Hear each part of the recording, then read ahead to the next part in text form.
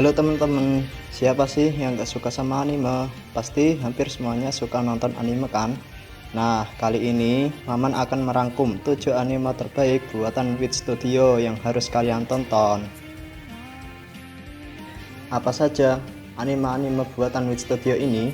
Berikut Maman Anime akan merangkum 7 anime terbaik buatan Wit Studio. Yang ketujuh, Hazuki no Reitetsu. Sudah pada nonton anime ini belum? Kalau belum, buat pecinta anime bergenre komedi, kalian harus tonton. Anime karangan Natsumi Eguchi ini menceritakan tentang kehidupan di neraka, tetapi dengan diselipi komedi dan juga parodi yang lucu. Hazuki merupakan tangan kanan dari sang raja neraka yang bernama Enma. Namun, tidak hanya sekedar staf, Hazuki ini lebih seperti orang yang mengatur segala urusan neraka di balik nama Enma. Meskipun kejam dan menyeramkan, Hazuki ini orang yang baik. Selain itu, dia terkadang juga sering mengeluarkan celetukan nyeleneh yang bikin tertawa terpingkal-pingkal. Anime ini komedinya cukup anti mainstream dan fantasi banget. Jangan kira neraka di sini sesuram neraka yang sesungguhnya. Bahkan mereka bisa menyaksikan kehidupan dunia melalui siaran TV.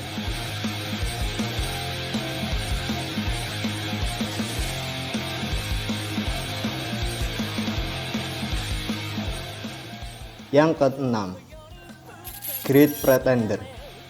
Anime ini rilis tanggal 20 Agustus 2020.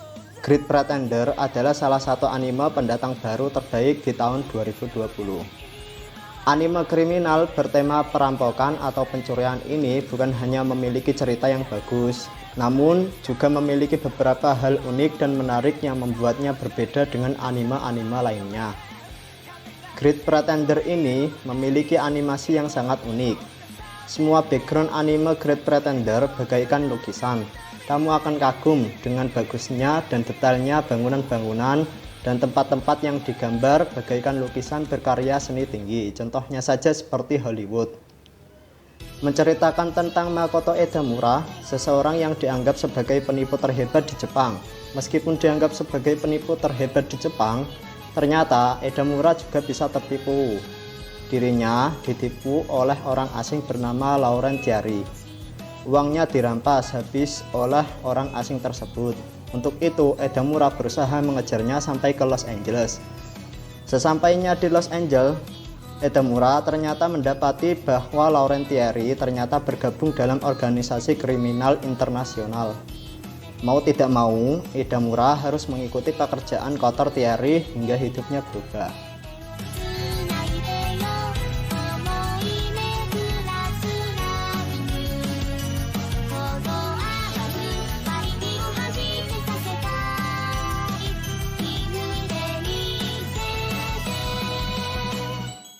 Yang kelima, Mahotsukai no Yomi. Anime yang diadaptasi dari manga shounen karya Korea Yamazaki ini rilis Fall 2017. Tayang perdana 8 Oktober 2017. Mengisahkan tentang seseorang bernama Chiz-Hattori. Chiz-Hattori adalah seorang anak yang bisa melihat makhluk-makhluk gaib. Ia putus asa atas nasibnya yang buruk. Ia pun memutuskan untuk menjual dirinya dalam suatu lelang para penyihir. Chiz diperebutkan para penyihir karena statusnya yang spesial.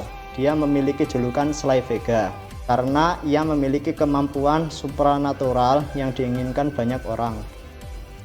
Di sanalah ia dipertemukan dengan Elias, yaitu seorang penyihir kuno berwajah tengkorak kambing. Elias membelinya dan mengangkatnya sebagai murid sekaligus dipersiapkan untuk menjadi pengantinnya kelak.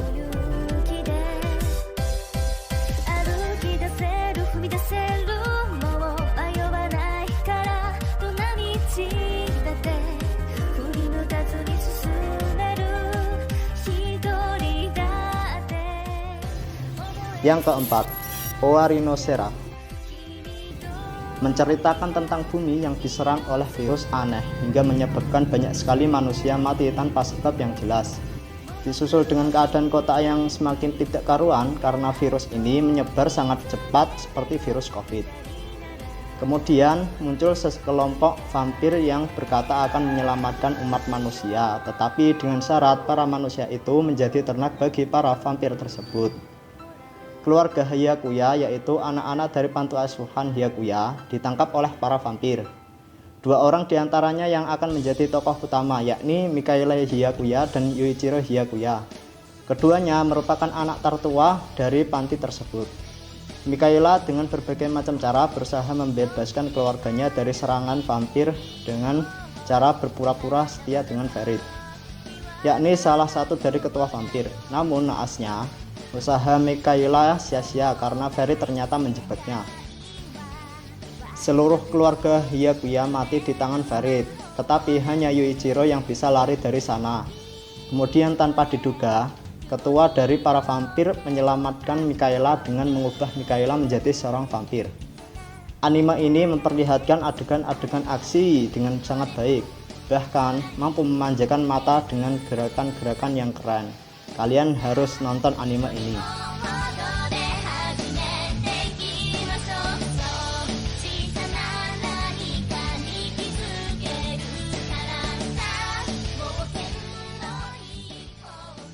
Yang ketiga, Koutetsujo no Kabaneri. Saat dunia berada di tengah-tengah revolusi industri, makhluk-makhluk mengerikan muncul dari virus misterius, meneror, merusak, dan merobek daging manusia demi memuaskan nafsu mereka yang tak pernah ada habisnya. Satu-satunya cara untuk membunuh makhluk yang dikenal sebagai Kabane ini hanyalah dengan menghancurkan jantung mereka yang berlapis baja. Namun, jika digigit oleh salah satu dari mereka, maka korban ditakdirkan untuk bernasib lebih buruk daripada kematian. Ia akan bangkit kembali dan ikut berbaris bersama para Kabane. Umat manusia berhasil menciptakan tembok besar di stasiun untuk melindungi diri mereka dari gerombolan Kabane tersebut. Satu-satunya jalan menuju benteng-benteng raksasa ini adalah dengan menggunakan kereta kuat yang berlapis baja.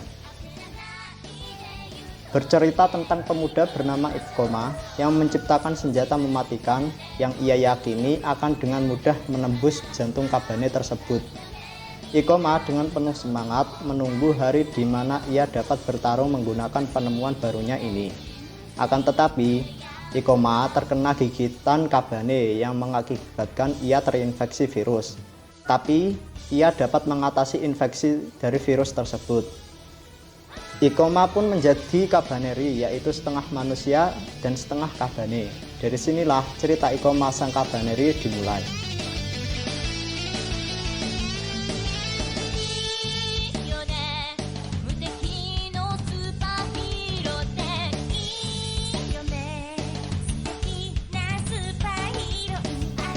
Yang kedua, Vinland Saga. Vinland Saga dimulai dengan latar samudra di wilayah Inggris pada penghujung milenium pertama, tepatnya pada era peperangan Viking 987. Vinland adalah pulau impian para Viking karena memiliki tanah yang subur. Salah satunya orang yang berhasil mencapai Vinland adalah Leif Erikson, paman Thorfinn, yang masih kerabat dengan keluarga Thor. Dalam episode pembukanya ini ditampilkan seorang ksatria bernama Thor yang dengan gagahnya membantai musuh-musuhnya. Vinland Saga mengisahkan aksi seorang anak bernama Thorfinn, anak dari Viking legendaris Thor. Ia diam-diam menyelinap ke kapal ayahnya, namun ia menjadi saksi bahwa ayahnya tewas karena dijebak untuk melindunginya.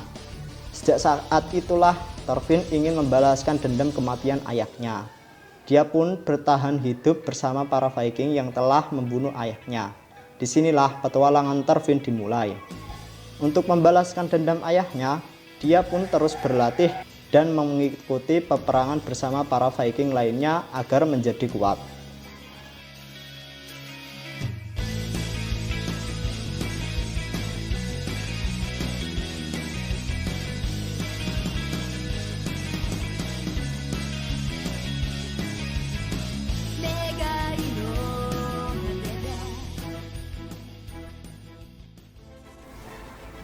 Yang pertama, Shingeki no Kyojin.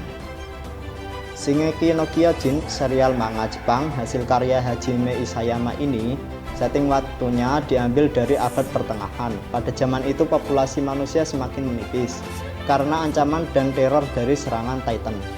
Di suatu waktu, umat manusia yang bertahan hidup di daerah yang dikelilingi 3 dinding besar dengan tinggi 50 meter bernama Wall Maria, Wall Rose, dan Wall Sina. Pada tahun 845 terjadi hal yang tak terduga. Tiba-tiba muncul satu titan besar dengan tinggi 60 meter menghancurkan dinding Maria sehingga menyebabkan banyak titan berhasil masuk ke dalam Wall Maria. Bercerita tentang seorang anak bernama Eren Yeager. Ia merupakan seorang anak yang menyaksikan kejadian kelam. Ia menyaksikan kengerian titan memakan ibunya tepat di depan matanya. Eren berjanji akan membalaskan dendamnya dan akan membunuh semua titan di seluruh dunia hingga tak tersisa.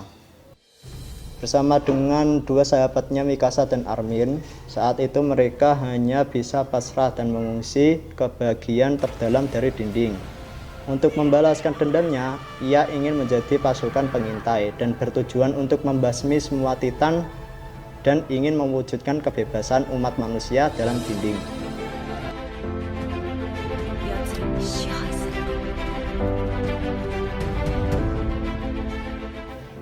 Nah, itulah anime-anime terbaik buatan Wit Studio versi Mamanime ya tentunya. Dari anime-anime tersebut, anime manakah yang paling kalian sukai?